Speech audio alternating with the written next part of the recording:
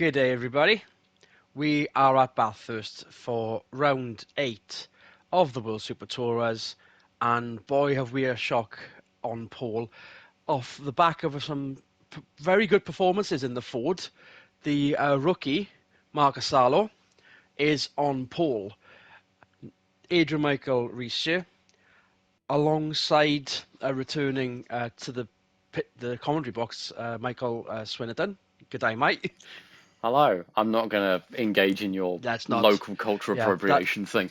that's the last time we do that. Just to clear the just confusion here.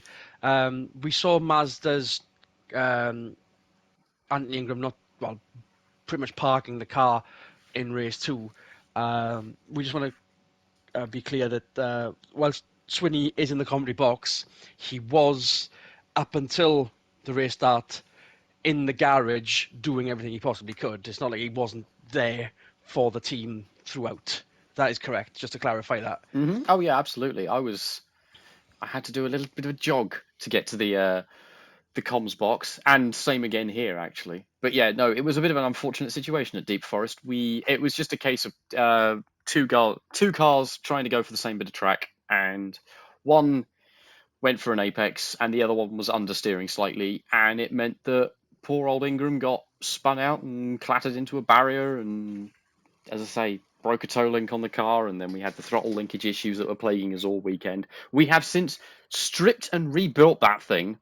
So whilst our qualifying effort isn't necessarily what we like, in that we are on the back row of the grid, we're fairly confident we should be able to move forwards a little bit more ably in this race. And even though what we discovered was it was a driver of a rival team, we won't name and shame here, but that was purely a racing incident, correct? Oh yeah, they driver A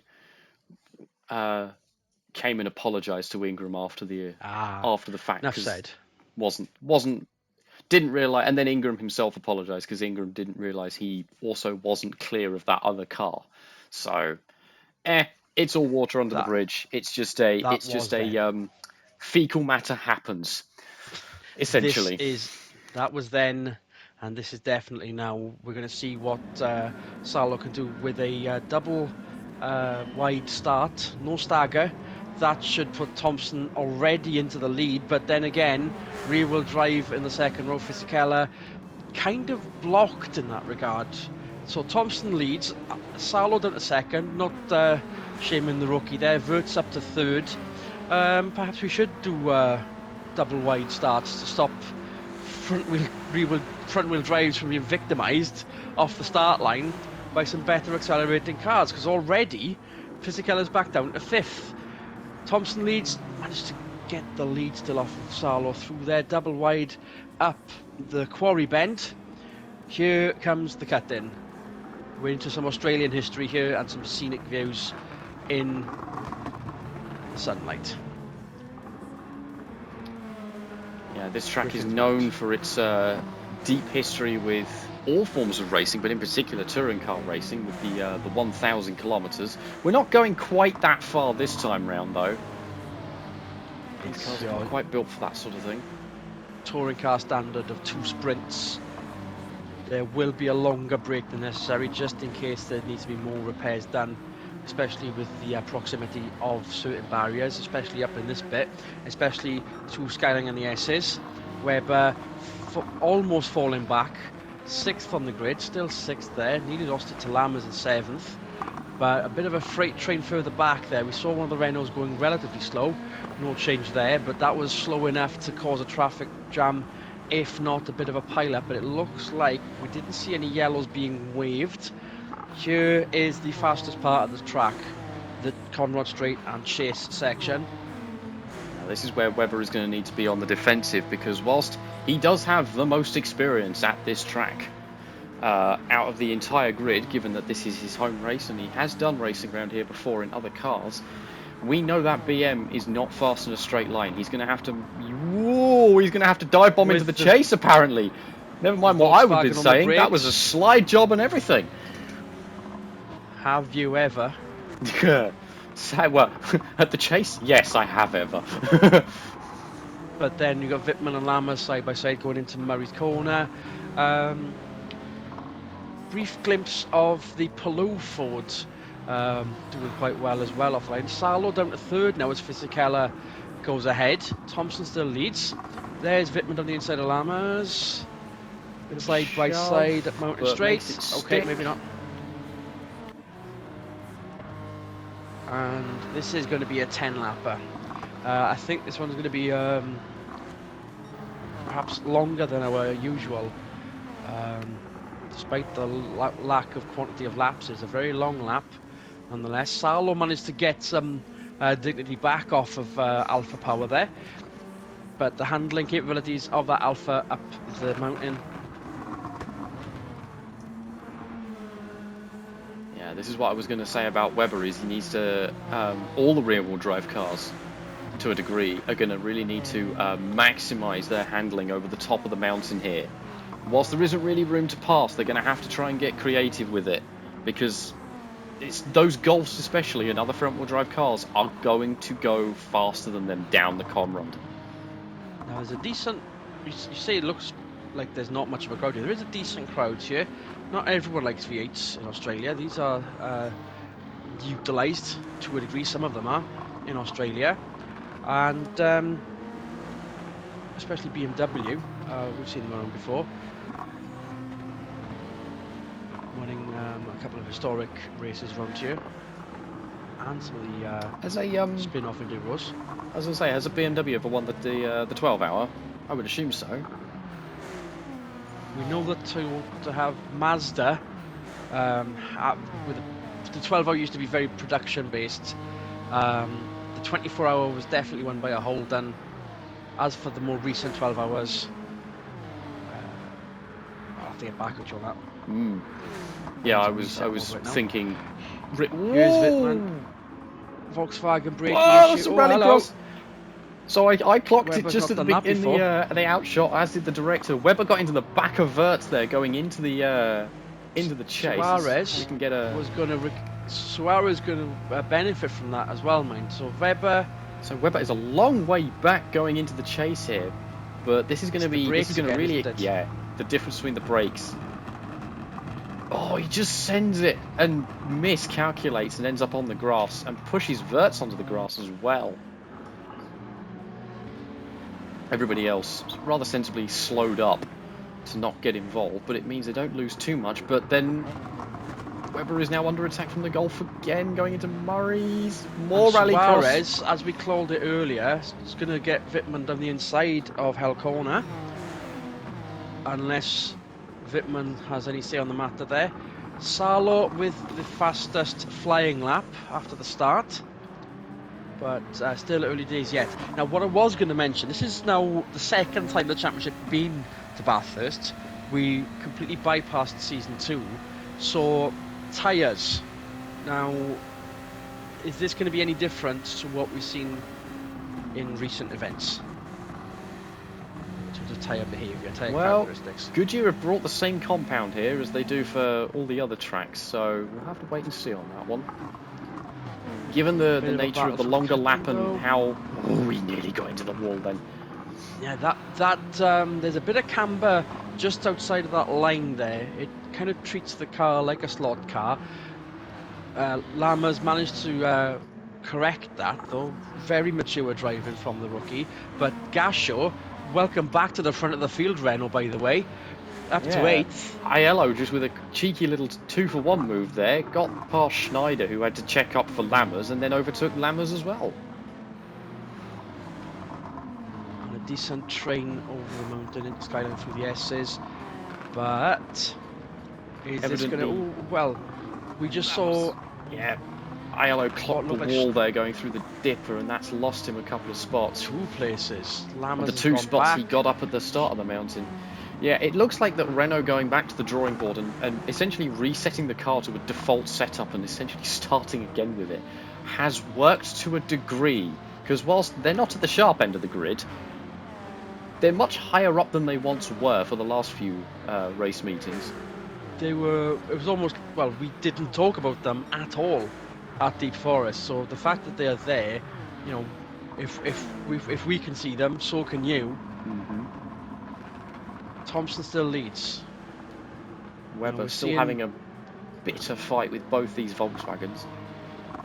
They're having trouble once again with the brakes. The work has been put in, mind you. It's not like they're sleeping on that. They know about it. Trying to fix it, but it's obviously still needs more work. Salo still putting a flyer in.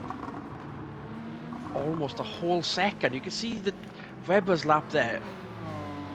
Despite the rear-wheel drive advantage, Ford have the advantage here. I think our local experience has played a part in this. Ford clutching at the right straws, shall we say.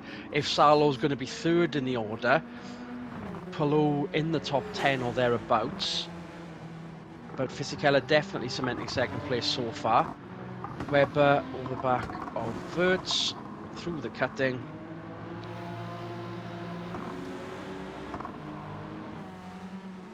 Yeah, this is where we know the Golfs are at their weakest. Depends on how much cars trip over each other trying to get past them this time round. Yellow back up to 8th. Brave to try and get around the outside of McPhillamy of all places. Concrete wall in the face if you get it wrong. Thankfully, we didn't see that. Gasho, yes, we're doing well, but let's not do too well. Okay, maybe not. That's too... Wow. Well then. That was not only spectacular, but a bit questionable through the dipper, but I guess it had to be off the back of Aiello had to check up so hard he's lost 2 spots because of that. And back down to the outside of the top 10. But Gasho, well, it's a simple swap around. Gasho now 8th instead of Aiello. Schneider, Lammers still there. Palou 12th. There's the Mazda. It is running. It is there. Decent points haul if it stays where it is. And then the rivals, Tamiya, not far behind. Lammers looking to defend 9th place. But I think that Renault's going to get the handling. Mind you. Oh! And wide again. So we saw Webber do it earlier. That was a bad rejoin. But they're still pointing in the right direction. They're still travelling. That I'm willing to theorise was not Schneider's fault, because we saw how much of a head of steam Aiello had going into that corner. I think Aiello pushed the BMW off the road there, and Lammers was just in the wrong place at the wrong time for all of it. And looking to benefit from that is Palou down the inside of Hell Corner. But the handling on the Renault keeps it in front. For now. Fisichella now with the fastest lap so far. And wow, that's 2 seconds faster than the Suarez Volkswagen at least. Fisichella is free of traffic currently, and he's not really close enough to... Well, he is close enough to Thompson to potentially be a threat, so he's may have got that lap with some slipstreaming help from the Honda in front of him. Forest elbow, do you reckon? Oh, if he's going to have a move, either that or it'll be something very risky down the dipper. Still too far back to make that Honda just being stable enough through the corners where Fisichella can't really capitalise on anything just yet. But here is where I think he's going to make the time up. Not satisfied with the fast lap. That was another very good sector from the Alpha as well, but it's going to be eaten away, eroded away by that particular hold up from the Honda in front. That bit of oversteer isn't going to help either. So there's the momentum lost perhaps. Fisichella looking to slipstream. Salo still third, but there's another battle right there as Webber tries not to get a face full of Falcon barrier through Forest Elbow. Salo has definitely been caught by this. That's a hold up, isn't it? There's a definite crocodile. Mess of whether cars. That's Salo being the cork in the crocodile. Bottle, crocodile, never mind. We saw a move then. I think we just saw Webber go down the inside. That was Wirtz making light work of the Ford. Wirtz There we go. So the So we Volkswagen thought is the now power up was to there. third. This is interesting. There's a Ford hit reliability this early.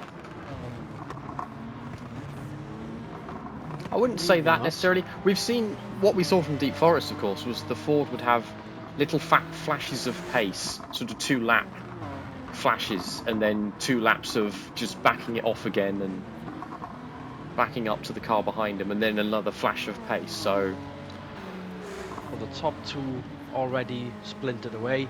Salo was holding this up and still is to a degree. It's not going to be a podium for Salo by the looks of it. And if Webber's going to be held up, he's not going to get the podium either. There goes a Renault down the inside of the Schneider BMW. Thank you very much, says Gasho. Merci beaucoup. Now already to take looking on at Wittmann. yeah. Although there is not space, though that's not stopped him before. Mind you. Or he can just let himself Where get did the overtaken, handling go apparently. from the Renault? Okay. Very polite to the Belgian. Over the parks. Yeah, once again, they're all tripping over each other to try and give each other room and not Some of closer them are into the holding back each other bumper. up there for what seemed to be no reason. Especially if the BMW is trying to find a space around the outside of McPhillamy. Side by side into Too the wide S's, into though the not a good look. dipper. That's Gonna be brave. dangerous, but she's going to make it 3 stick of by the them. looks of things. Is this going to be a 2-for-1 deal for Schneider? It is. She was coming round the mountain into 6th place. Sorry, excuse me, pardon me, coming through. She's driving a BMW when she comes. I know it's the wrong country, but let's just get that to... Lama's down to 10th. These Renaults still playing a points game. May not get the win. May get a pole. Let's see what happens. Ingram 12th, Palou down to 13th. So I think the performance in the Ford Performance has hit. Well, it has hit its peak. As has the Suarez Volkswagen. Yeah, that was a bit of argy-bargy from Now, Schneider there that made. He's about to get swamped by the Renaults as well into the final. Oh, they're swamped, waylaid and harangued. Is that a French word? It is now. By What's French for Renaults. mugging? Because that's what Suarez almost got there, was mugged by both Renaults in one corner. And Lama's still looking to capitalise on that as well. There's the battle for pole race 2. Still a decent swarm further back, no stragglers. But the splinter of the lead, Thompson Fisichella, is still there. Thompson now with the fastest lap. Okay. Thompson 2 has seconds. responded. Yeah, still 2 seconds faster than everyone else. Wittmann down the inside of Schneider through Quarry Bend. Of course, that's going to put Schneider out of position and mean that Gasho will now have an attempt. And Schneider blocks that one off effectively.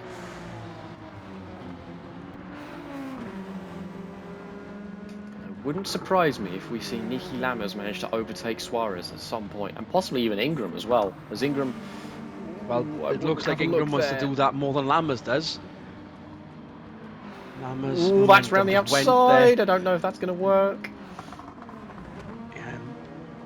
It's not so much teamwork between teams, but I think they're going to have to, like, all of them work as a team through that mountainous section to avoid any heavy damage between the races. Schneider, they've already incurred light damage. Gasho up to 7th. They certainly have. We've These seen cars it, just we've keep heard it. swapping positions and trading them around. Schneider with a bit of a wobble on the entry to Forest Elbow.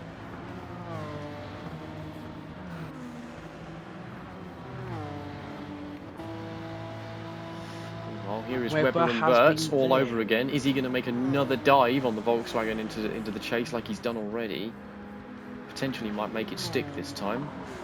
Is the Volkswagen going to be right on the brakes this time? It definitely is that time. Yeah, but Webber's just made up so much Webber. time there. Whoa! Okay. One bit of bad luck for Aiello, but is he about to? Let's look at that replay. Oh my God, he just got... We've seen that wobble on before, just not around here. but thankfully the gravel has done enough of a job to stop it hitting any car damaging barrier, but then any car damaging cars on the Oops. horizon further. There we go. Oh, that was a bad Duma has rejoin again. Just that's blocked that that's a traffic Toyota. jam. Someone's gonna have to have a word with the yellow there. He's Yeah. now outside of the points. The car But just got completely unstable under braking. That was we've weight seen that wobble transference on going all before. over the place. Salo Now, is is now that down to going to 6th in happen? all this. We missed that. And Gasho, is that going to happen to Gasho with 2.5 to go? Well, we don't know. We don't know how similar the two Renault's setups are. Maybe Gasho has a bit more of a stable setup, whereas Aiello has a potentially more aggressive setup. That remains to be seen. Whitman only 1 whole second behind the fastest so far. So it wasn't just a flash in the pan for Fisichella and Thompson on being quick over a single lap. Times were broken in qualifying as well, mind. They're still not on qualifying pace. Maybe towards the end of the lap, but the grip won't be there. Wurtz is now the cork, holding 4th place down behind him. Darlow now being hassled by the Renault of Gasho. Schneider still in close attention. Bit of a bump on, not the best thing to do. But then And there is Schneider. Schneider with the best thing to do around the outside on Gasho, having made that mistake. But is Gasho going to get the bump on Schneider? Oh, Schneider missed the apex of the corner. That's not going to help her run down the Comrade straight here. Thompson Fisichella look like they are 1 dot on the approach to the chase, and that's because they are. Fisichella is wanting the lead. Is the move on? It's questionable. Ooh. The pace is definitely the momentum was almost gone from Thompson there, but still in the lead. But Hell corner coming up. Murray's corner coming up. Still behind now it's Thompson. Hell corner coming up. Absolutely. Yeah, Thompson didn't really give Fisichella any room, caused Fisichella to bounce over the curb, which unstabled Fisichella's car, which then knocked it into Thompson's car, which then caused him to go onto the grass. Weber 3rd, Wurtz 2nd, Wittmann now up to 5th.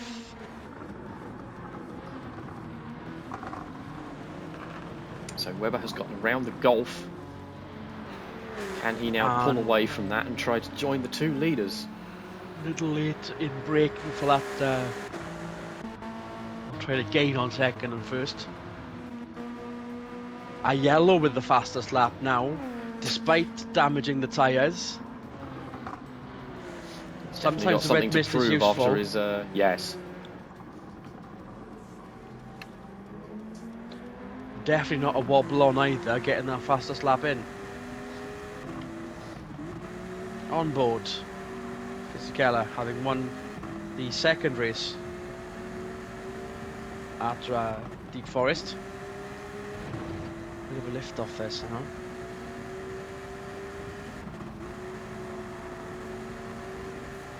Double oversteer from the Honda there, but that just helped it rotate its way through the corner there. So, lap and a half of goodness to go through the S's and the Dipper.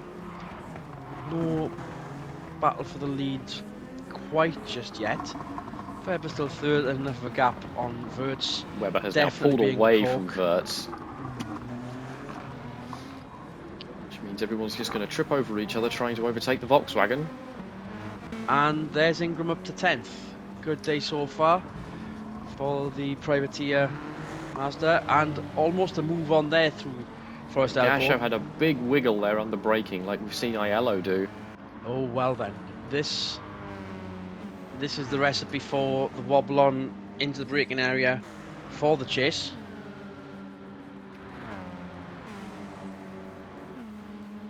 Renault power compared to Mazda, definitely the advantage into the braking area.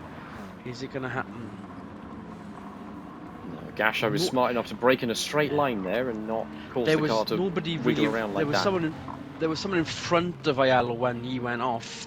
I think that was the difference. I think, yeah, Aiello was trying to either... Whitman making the move cleanly there. Yeah, I think Ayala was either trying to avoid the BMW in front of him or make a very, very late move, which didn't work. Webber with the fastest lap now. Webber is on a charge. Well, as I Final said, lap. he's got the most Gone. experience at this track here, Gone. and he's got clean air. I reckon that fastest lap's going to go again before the end. But is the battle for the lead going to change before We the are on end the as well? final lap. And I think Ayalo is about to cross the line as well. So this might be their best possible lap as well. No distraction. Maybe not. Webber still with the fastest lap. Here is your traffic jam into the cut-in for the final time in race 1. Wide went Wirtz.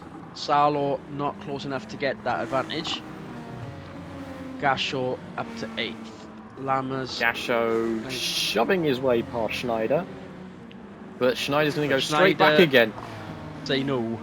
And is also going to take advantage of Salo's lack of momentum and therefore everyone else's. We can see Ingram around the hang on, around the outside of Lammers. Yeah, and Gasho for good measure. Well then, wakey. Ingram, good move, but would you prefer that over pole for race 2? Yes. Points, of course it is. Points. Especially for privateer input. We're gonna. Ingram's now going to have a look at Salo. Ingram has decided not to hang around anymore, apparently. I mean, we deliberately set the car up so it would be stable over the mountain to try and keep up with the rear-wheel drive boys, and it's paying dividends, look. He says, as Lammers goes herring back past again. But is the Renault Power going to do a number on Mazda? Final turn. Thompson definitely ahead there. Thompson for the win. Fisichella decent in second. This has been a long time coming for Thompson and this Honda. And that's their first win of the season, not just Thompson's but Honda's also, even though there was a privateer Honda winning early in the season. Webber, was that the fastest lap again from Webber? Wittmann across the line. Wirtz in 5th. Who's going to get 10th? Well, at least Ingram's be on the second row. Gasho, Renault looking good for race 2. If Ayalo should have made it look even better without that big off. Kobayashi not in the points, and it's just unfortunate that Kamish there is in last, with confirmation that he's going to be in the Euros next season. Pretty much a sour end of the season for Kamish. And if rumours are to be true, we're going to be seeing another extra manufacturer coming into the lineup. Although in saying that, mind, we're still wanting to wait on the news of Toyota. We might expect that between these two races, actually. Toyota were pretty much well, if Renault were visible this time by, perhaps Toyota have done the opposite. We didn't mention them, therefore that is not going to be good news if we are still waiting on that out of Japan. But that was a good race. That was a very good race. That was pretty typical for Bathurst. We know this track provides good racing, and once again, it didn't disappoint. So it's going to be a very tense 2.5 hours waiting, fixing, and we'll give you the good news or bad news when we see you for race 2. Good racing, everyone.